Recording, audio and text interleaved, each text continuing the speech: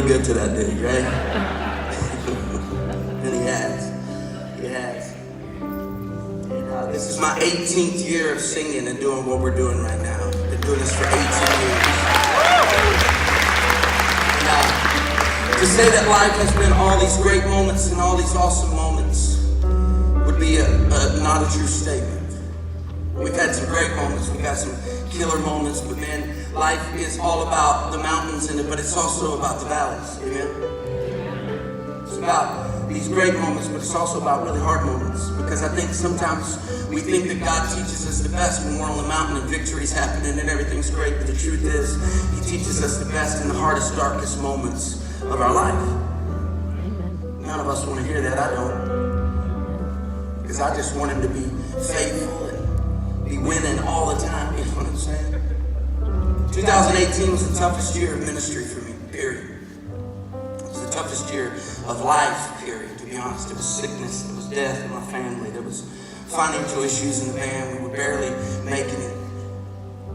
There was trouble in the band, we had bus trouble, we had, I mean, you just name it. There's one thing after another. Anybody know what I'm talking about? You have so many things going wrong, and it's almost overwhelming, you know, and you get one thing fixed and then two more things go wrong. You know what I'm talking about? That was the story of my life last year. And without going too deep into it today, I got into a pretty bad spot.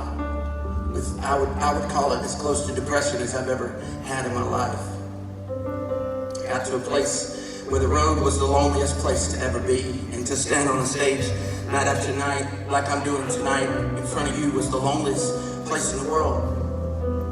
Because I was hiding everything, I was putting on masks every night to make sure everybody understood that God's big and He can take care of whatever you are facing, and He's a big enough God to walk you through whatever storm. But the truth of the matter is, I felt like God had forgotten about me.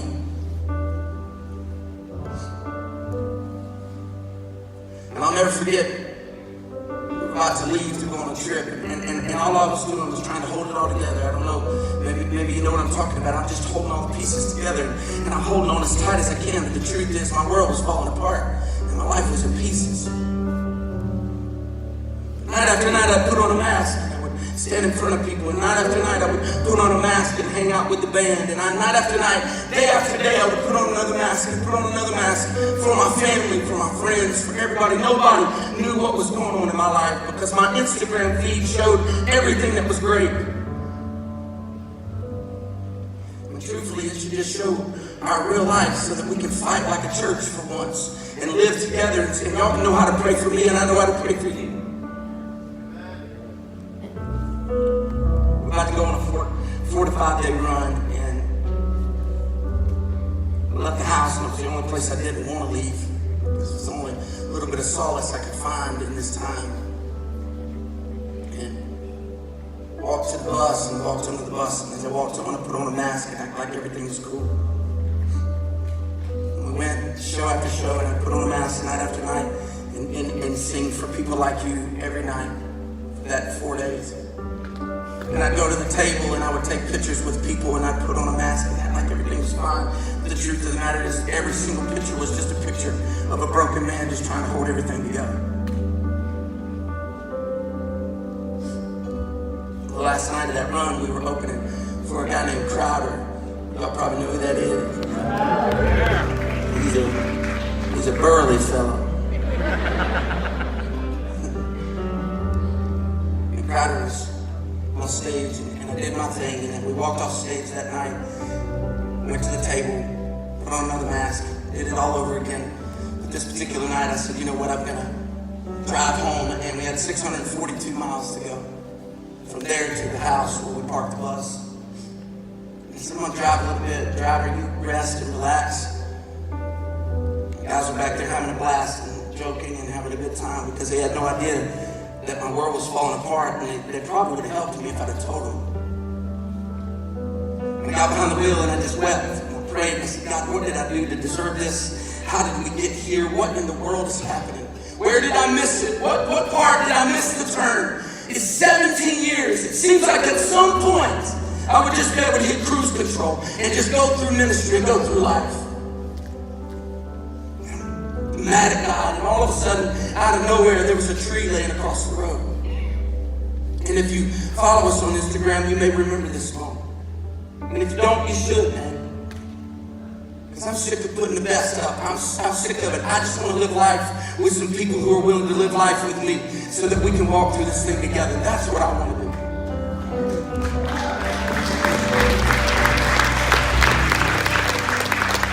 Slammed on the brakes and tried to stop. We couldn't stop, and we hit the tree. And the windows on the bus shattered, and the front end shattered, and the tires messed up. I was able to finally get the bus off the side of the road, and I was so grateful nobody was hurt.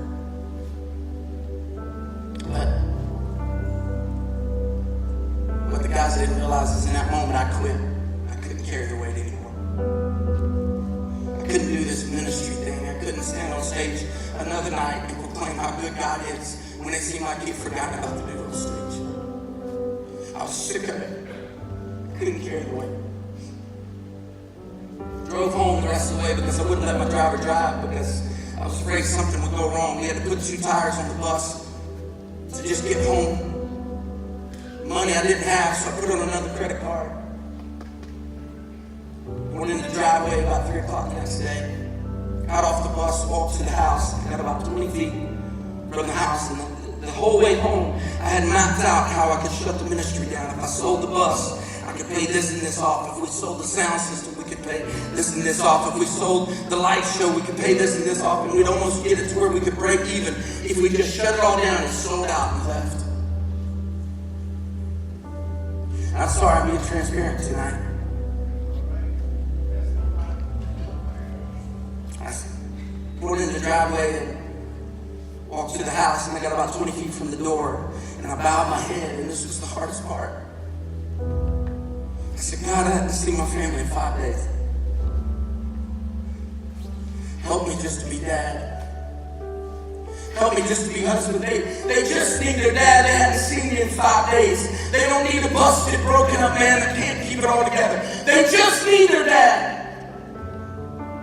She just needs her husband. Somebody, not a man that can't keep it all together. She just needs her husband. So God, help me to just be dad and husband tonight. And I picked up a mask and I put it on for my family.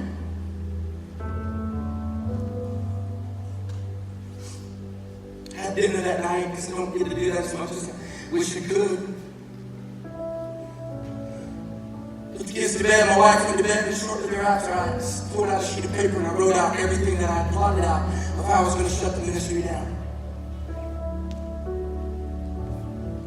Went and laid down in the bed and I prayed, God, thank you for 17 years of awesome ministry. Thank you for using me. Thank you, God, for the time, the emails, the Facebook messages, the songs that you've written through me. Thank you, God, for all those things. Now I pray that you would help me to end this well. And I said, in Jesus' name, amen. And I'll never stand on the stage tonight and proclaim that I've ever heard the audible voice of God. But it was as close as I had ever heard it. He said, you may be through, son, but I'm not.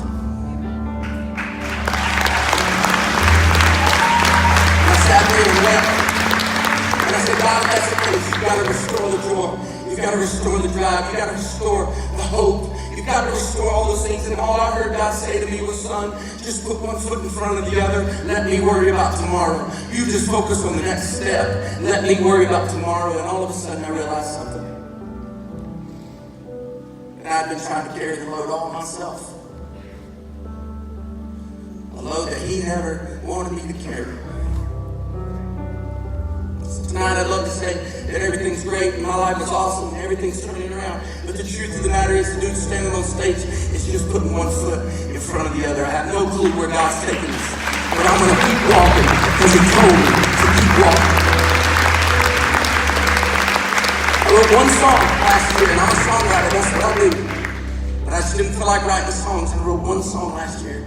And I'd love to sing that song for you tonight in hopes that it can encourage somebody in this room that you serve a God who's faithful, that He has not forgotten about you tonight.